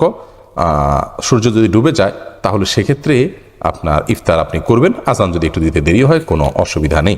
এমডি রুবেল হোসেন জানতে চেয়েছেন, আমি একটা বাহিনীতে আছি, সেখানে হাফ প্যান্ট বাধ্যতামূলক, এখন আমি কি করব? হাফ প্যান্ট এর মাধ্যমে পরার মাধ্যমে আপনার হাঁটুর উপর অংশ দেখা যায়, আর এটা সতর কিনা সেটির মতো পার্থক্য আছে। যেহেতু এটা সতর হওয়ার মতটি আমাদের কাছে অধিকতর বিশুদ্ধতর মত, অতএব এটি গুনাহের কাজ আমরা বলবো অবশ্যই। কিন্তু আপনার এই হাফ প্যান্ট প্রথমত আপনার যদি পড়তে সবসময় পড়ে থাকতে বলে, বাধ্যতামূলক করে, এমন কোনো ডিউটি আপনার থাকে, তাহলে সেটা আপনার জন্য জায়েজ হবে না, সেটাকে পরিবর্তন আপনার করা উচিত।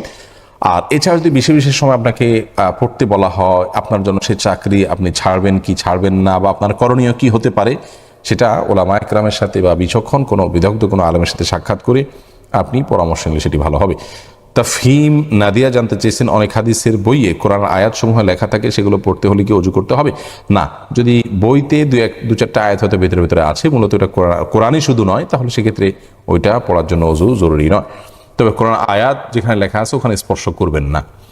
ইরফান কাসিমি জিকো, আপনি জানতেছেন সবে মেরাজ বা অন্য কোনো ফাতিয়ায় গরু বা মুরগি জবাই করা কি বাধ্যতামূলক মনে করার বিধান কি? উত্তর হলো, ভাই জিকু, এটাকে বাধ্যতামূলক যদি কেউ মনে করেন তাহলে সেটা বিদআত হবে, এটা কুসংস্কার হবে, এখানে একটা গুনাহ হবে, ইমান যাবে না এর কারণে, কিন্তু গুনাহ হবে। অতএব এখান থেকে বেরিয়ে আসতে হবে। এরকম অকেশনে কোনো গরু মুরগি ইত্যাদি জবাই করার কোনো নির্দেশ আমাদেরকে কোরআন হাদিস দেয়নি। ইসলাম হলো আল্লাহ এবং তার রাসূল সাল্লাল্লাহু আলাইহি সাল্লামকে অনুসরণের নাম, তাদের কথা শোনার নাম। এর বাইরে মন গড়া যে সমস্ত আগাছা পরগাছা এবং কুসংস্কার ডুববে, সেগুলো থেকে নিজেকে পরিচ্ছন্ন রাখতে হবে। নাইম বিন লুৎফুর রহমান জানতে চেয়েছেন, রমজানে যাকাত দিলে বেশি সওয়াব পাওয়া যায়? রমজানে ইবাদত বন্দেগী একটা বিশেষত্ব তো অবশ্যই আছে, কিন্তু জাকাত রমজানের জন্য আটকে রাখা সঠিক নয়। আপনার বছরে যখন অর্থ বছর পূর্ণ হয়ে যায়, কোনো সম্পদের যখন 1 বছর পূর্ণ হয়ে যায়, তখন আপনি জাকাত দিয়ে দেওয়া উচিত। আপনি রমজানের পরে সময় হবে, কিন্তু আপনি একটু আগায় দিয়ে দিলেন, অগ্রিম দিয়ে দিলেন 1 মাস বা 2 মাস বা নির্দিষ্ট কিছু সময়, তাহলে সেটা আপনি দিতে পারেন, কোনো অসুবিধা নেই। রমজানে দান করলে অবশ্যই সবটি বেশি হবে, কিন্তু সেটা ফরজ একটা রমজানে আদায় করলে 70টা ফরজের সমান সওয়াব হবে, এরকম একটা হাদিস আছে। সেই হাদিসটি আসলে বিশুদ্ধতার মানদণ্ডে উত্তীর্ণ নয়। তারপরে রাগ করে বউকে তালাক দেওয়া হচ্ছে, এখন আবারও আনতে চাই, এখন কিভাবে আনবে একটুখানি জানতে চাই। মোহাম্মদ মাহমুদুল জানতে চেয়েছেন, বউকে তালাক দিলে আর আনতে চাবেন কেন? এটা তো উচিত না, তালাক দেওয়ার আগে তো চিন্তা করা দরকার ছিল। যাই হোক, কোন তালাক দেওয়ার পরে কিভাবে তালাক দিলে আর দ্বিতীয়বার নেওয়া যাবে সে বিষয়ে একটা ভিডিও আমাদের আছে। কিভাবে তালাক দিলে স্ত্রীকে ফিরিয়ে নেওয়া যাবে, পুনরায় বসবাস করা যাবে, সেই ভিডিওটা দেখে নেবেন মেহরবানি করে। এমডি জাকির আপনি জানতে চেয়েছেন, আপনার প্রশ্ন উত্তর দিয়েছে মন শফি। এরপরে সিরাজা মনিরের প্রশ্ন আরেকটি দেখতে পাচ্ছি, বৈজ্ঞানিক পদ্ধতিতে লিঙ্গ পরিবর্তনের বিধান কি? কেউ কারোর লিঙ্গ পরিবর্তন করা, পুরুষ নারী হয়ে যাওয়া, নারী পুরুষ হয়ে যাওয়া, এটি অভিশপ্ত একটি কাজ, মানব জাতির জন্য ধ্বংসাত্মক একটি বিষয়। একটি বিষয় আপনার নিশ্চয়ই খেয়াল করে রাখবেন, যে বিষয়গুলোতে কোরআন এবং হাদিসে অত্যন্ত ভয়াবহভাবে, অত্যন্ত কঠিনভাবে সতর্ক করা হয়েছে, সেই বিষয়গুলোর প্রতি অনেক বেশি আগ্রহ থাকে এক শ্রেণীর মানুষের, বিশেষ করে ইহুদিদের এবং পশ্চিমা বিশ্বের কিছু মানুষের। তো এখান থেকে আমরা কিছুটা আঁচ করতে পারি যে আসলে আল্লাহ এবং তার রাসূল সাল্লাল্লাহু আলাইহি সাল্লাম যা বলেছেন, যা করতে বলেছেন, সেটা যেন মানব জাতি না করে, আর যা নিষেধ করেছেন সেটা যেন মানুষ করে, সেজন্য এক ধরনের প্ররোচনা তারা দিয়ে থাকে, এবং এই প্ররোচনাটা এত বেশি পরিমাণে হয়ে থাকে যে এটার কারণে আমরা বেশিরভাগ ক্ষেত্রেই আপনার বিভ্রান্ত হয়ে পড়ি, সাধারণ মুসলিমরা ঈমান হারা হয়ে যান। এজন্য আমরা আপনাদেরকে বিনীতভাবে আরজ করব যে এই সমস্ত প্ররোচনায় দেখে অন্তত আমরা শিক্ষা গ্রহণ করার চেষ্টা করি যে এগুলো ষড়যন্ত্র এবং আমাদেরকে ধ্বংস করার জন্য আয়োজন। মনে রাখা উচিত যে এই লিঙ্গ পরিবর্তন করা এর মাধ্যমে আমরা আমাদের সৃষ্টির ভিতরে পরিবর্তন আনছি। আল্লাহ রাব্বুল আলামিন বলেছেন, লা তাবদিলা লিখালকিল্লাহ, আল্লাহ সৃষ্টিতে কোনো পরিবর্তন আনা যায় না। রাসূল আকরাম সাল্লাল্লাহু আলাইহি ওয়াসাল্লাম বলেছেন, ওই লোকদেরকে আল্লাহ তাআলা, ওই লোকদের উপর আল্লাহ তাআলার অভিশাপ নাজিল হয় যারা নারী হয়ে পুরুষদের মতো হওয়ার চেষ্টা করে, অথবা পুরুষ হয়ে নারীদের মতো হওয়ার চেষ্টা করেন, যার কারণে এটি অভিশপ্ত একটি কাজ এবং মানব জাতির বংশধারার স্বাভাবিক যে প্রক্রিয়া, এটাকে উল্টে ফেলানোর একটা প্রবণতা, এটা জায়েজ নাই। তবে হ্যাঁ, যদি কেউ তৃতীয় লিঙ্গ, যেটাকে আমরা বলছি বা হিজড়া বলছি, এরকম কোনো ক্যাটাগরির মানুষ হন এবং তার শরীরে আপনার তিনি হয়তো পুরুষ কিন্তু নারীদের কিছু তার মধ্যে আছে, অথবা নারী কিন্তু পুরুষের কিছু দিক তার ভিতরে আছে, তাহলে অপারেশন করে সেটাকে তার ভেতরে আপনার বিপরীত লিঙ্গের যে দু একটি বিষয় চলে এসছে সেটাকে অপারেশন করে একটা সাধারণ এবং স্বাভাবিক অবস্থা এবং নারী বা পুরুষে যেটা তার ভিতরে প্রাধান্য রয়েছে সেটাতে রূপান্তরিত করা জায়েজ রয়েছে। কিন্তু আপনার ট্রান্সজেন্ডার, যেটাকে আমরা বলছি লিঙ্গ পরিবর্তন, এটি সম্পূর্ণ হারাম এবং অভিশপ্ত একটি কাজ। আলহামদুলিল্লাহ। তো এই ট্রান্সজেন্ডার ব্যাপারে ইসলামী শরিয়ার দৃষ্টিভঙ্গি একেবারেই পরিষ্কার, এটি সম্পূর্ণ হারাম এবং নাজায়েজ কাজ। আশিকুর রহমান প্রশ্ন করেছেন, প্রসিদ্ধ আছে 27 রজব রাসূল করিম সাল্লাল্লাহু আলাইহি ওয়াসাল্লামের মেরাজ হয়েছিল, এই বর্ণনা কি সহিহ? ভাই আশিক, এই বিষয়ে আমাদের 27 রজবের ব্যাপারে একটা ভিডিও শেয়ার করা হয়েছে গতকালকে, যেটা আমরা পোস্ট করতে পারিনি। তো সেখানে স্পষ্টত উল্লেখ রয়েছে যে 27 রজব এটা রাসূল আকরাম সাল্লাল্লাহু আলাইহি ওয়াসাল্লামের মেরাজের তারিখ হিসাবে কোনো হাদিস থেকে বিশুদ্ধভাবে বর্ণিত নয়। হাফেজ ইবনে হাজার আসকালানি রাহমাতুল্লাহ বিশ্ববিখ্যাত হাদিস বিশারদ, তিনি তো বলেছেন যে এটি কাহিনী রিসাইটার এবং বিভিন্ন রকমের গল্পবাজ মানুষদের কাজ, কোনো অথেন্টিক সূত্র দ্বারা এটি প্রমাণিত নয়। তবে মেরাজ ঠিক কবে হয়েছে সেই তারিখ নিয়ে ইতিহাসবিদদের মধ্যে নানা রকমের মত পার্থক্য রয়েছে। 27 রজব এটাও একটি মত, কিন্তু এটার কোনো নির্ভরযোগ্য সূত্র হাদিস রাসূল থেকে আমরা পাই না। রেজাউল করিম রিয়ান জানতে চেয়েছেন, যারা সম্মানসূচক সিজদা জায়েজ মনে করেন তাদেরকে কি মুসলিম বলে গণ্য করা যাবে? না, তাদেরকে মুসলিম বলে গণ্য করা যাবে না, কারণ সম্মানসূচক সিজদা সাহাবা ইকরাম রাসূল আকরাম সাল্লাল্লাহু আলাইহি ওয়াসাল্লামকে করেছেন কিনা, বা রাসূল আকরাম সাল্লাল্লাহু আলাইহি ওয়াসাল্লাম তার কোনো স্কোপ দিয়েছেন কিনা, দেন নাই। আর আদম আলাইহিস সালামের যে হাদিস, যে আয়াতকে তারা দলিল হিসেবে পেশ করে থাকেন, সেটি তো শুধুমাত্র স্বয়ং আল্লাহ নির্দেশ করেছেন আদম আলাইহিস সালামের বেলায় ফেরেশতাদেরকে, কোনো মানুষকে সিজদা করেছেন বা আল্লাহ তাআলা পরবর্তীতে আদম আলাইহিস সালামের শরীয়তে এরকম কোনো কিছু ছিল, এরকম কোনো বিবরণ কি আছে? নাই। আর উল্টা বরং রাসূল আকরাম সাল্লাল্লাহু আলাইহি ওয়াসাল্লামের হাদিসে নিষেধ রয়েছে, আল্লাহ তাআলা নিষেধ করেছেন তোমরা অন্য কারোর ইবাদত করবে না, ইয়াকা নাবুদু ওয়া ইয়াকা নাস্তাইন, শুধু আল্লাহরই ইবাদত করি আমরা, এই স্বীকৃতি দিতে আল্লাহ তাআলা শিক্ষা দিয়েছেন। অতএব সিজদা একটা ইবাদত, এটা আল্লাহ ছাড়া কাউকে দেওয়া যাবে না। সম্মানসূচক সিজদা দেওয়াকে জায়েজ মনে করা এটা কুফরি বিশ্বাস, এটা সঠিক নয়। এরপরে এফসি প্রোডাকশন আইডি থেকে আপনি জানতে চাইছেন, বিয়েতে ফটোগ্রাফি করে উপার্জিত টাকা খাওয়া কি হারাম হবে? আমাদের ইউটিউব চ্যানেলে লাইভ চলছে আসুন্নাহ ফাউন্ডেশনের, সেখান থেকে আপনি প্রশ্ন করেছেন। দেখুন, বিয়ের অনুষ্ঠানে ফটোগ্রাফি আপনি করতে পারেন যদি সেখানে হালালের গণ্ডিতে থেকে আপনি করতে পারেন। নারী পুরুষের ছবি আপনার ঢালাওভাবে আপনাকে তুলতে হয়, মেয়েদের ছবি আপনি পুরুষ হয়ে তুলতে হচ্ছে, এবং বেশিরভাগ ক্ষেত্রে এই অশ্লীলতাগুলো আপনাকে মেনে নিতে হয়। এছাড়া আপনি ক্রস করতে পারেন না, সেটাই স্বাভাবিক। তো এই স্বাভাবিকত্বের বাইরে উঠে যদি আপনি করতে পারেন সে ভালো কথা, সেটা সম্ভাবনা খুবই কম। অতএব এই প্রফেশন পরিবর্তন করা উচিত। ঈমান নিয়ে নেকামলে দুনিয়াতে বেঁচে থাকার জন্য, হালাল রুজির জন্য, দুমুঠো ভাতের জন্য আমাদের খুব বেশি কষ্ট করতে হয় যে তা নয়। আল্লাহ রাব্বুল আলামিন সেই ঈমানের তাকত আমাদের সবাইকে দান করুন। এমডি রায়হান সুবহান আপনি জানতে চেয়েছেন, শিশু নির্যাতনের বিরুদ্ধে করা আপনার ভিডিওটি খুঁজে পাচ্ছি না, ডিলিট করা হয়ে থাকলে কারণ জানতে চাই। ভাই রায়হান সুবহান, আমাদের ভিডিওটি ফেসবুক ডিলিট করে দিয়েছে এবং 24 ঘন্টার জন্য আমাদের পেজকে তারা রেস্ট্রিকশনের আওতায় নিয়ে এসছে। আমরা কোনো পোস্ট, কমেন্ট, লাইক কিছুই করতে পারিনি 24 ঘন্টা ধরে।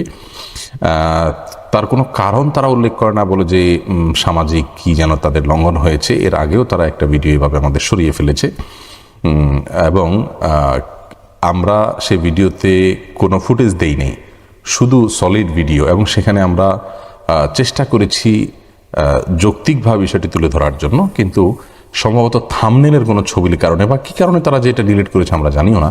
আমরা আবার সেটাকে আপলোড করব, অন্তত থাম্বনেলটা পরিবর্তন করে এরপর দেখা যাক সেটা ঠিক কি না। তবে ভালো হয়েছে আপনি প্রশ্ন করাতে, অনেকেরই বিষয়টি নিয়ে আগ্রহ থাকতে পারে জানার, আমরা জানিয়ে রাখলাম।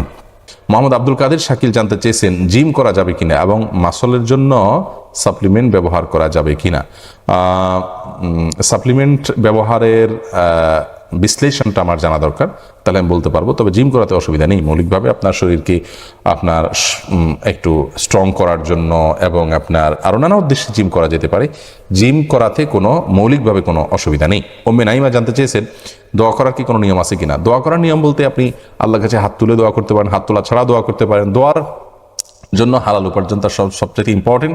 আল্লাহর প্রশংসা শুরুতে করবেন, নবী সাল্লাল্লাহু আলাইহি ওয়াসাল্লামের প্রতি দুরূদ প্রেরণ করবেন, আল্লাহ যেন তার প্রতি রহমত নাযিল করেন, দোয়া করবেন। এরপরে আপনি আল্লাহর কাছে নিজের দুর্বলতা স্বীকার করবেন এবং মাপ চাইবেন, আখিরাতের জন্য কল্যাণ চাইবেন, দুনিয়ার জন্য কল্যাণ চাইবেন। শেষে আবার নবীজির প্রতি দুরূদ প্রেরণ করে তারপরে আপনি দোয়া শেষ করবেন। সেটা হাত তুলে হতে পারে, হাত তোলা ছাড়াও হতে পারে, বিনা ওযুতেও দোয়া চলে। খুব নজরুল ইসলাম জানতে চেয়েছেন, আমি কোনো এক অনলাইন শপ থেকে ডিসকাউন্ট মূল্যে অর্থাৎ 2 লাখ টাকার বাইক 1 লাখ টাকায় অর্ডার করেছি।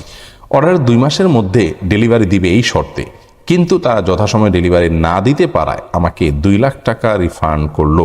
এক্ষেত্রে আমার অতিরিক্ত টাকা নেওয়া হালাল হবে কি না?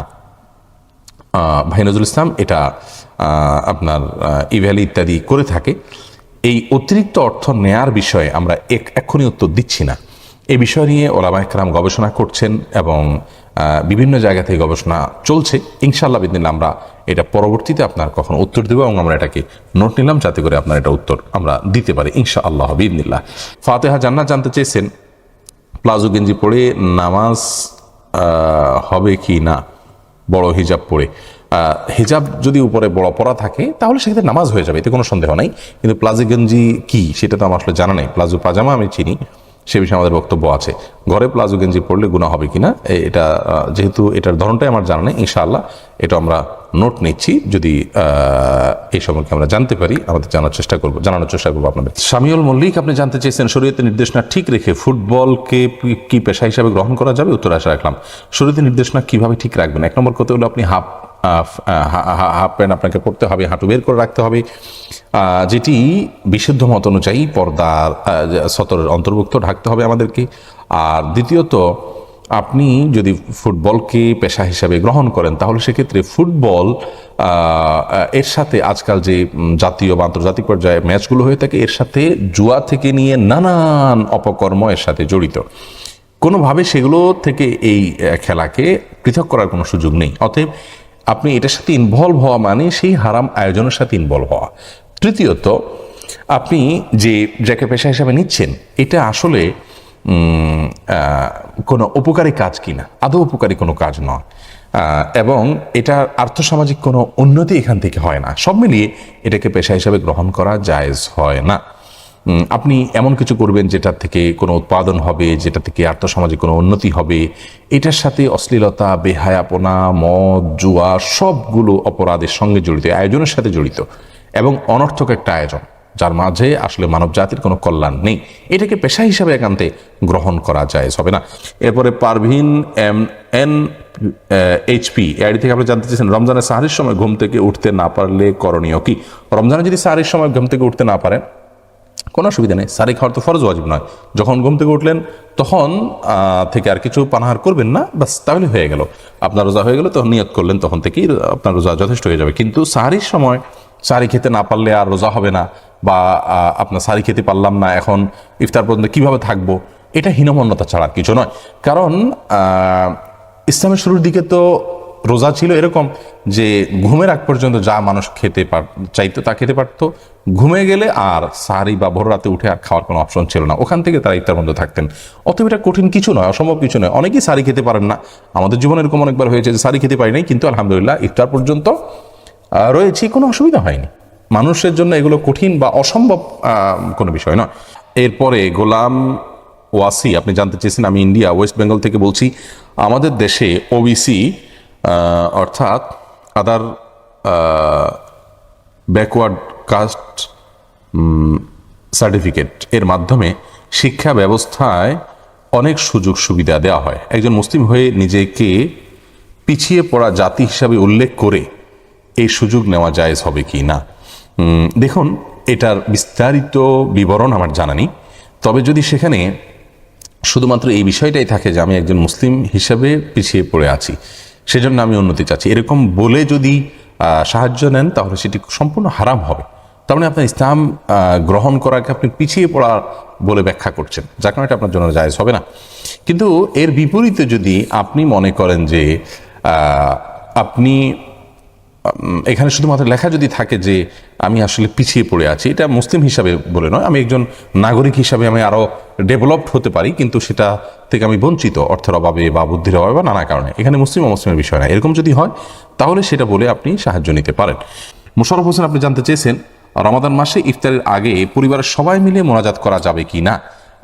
দেখুন, দোয়া কবুলের একটা গুরুত্বপূর্ণ সময় হলো ইফতারের আগে, অতএব আপনি আল্লাহর কাছে দোয়া করতে পারেন। পরিবারের সবাই মিলে একত্রে দোয়া করার প্রয়োজন নেই, যার যার মতো সে দোয়া করবেন।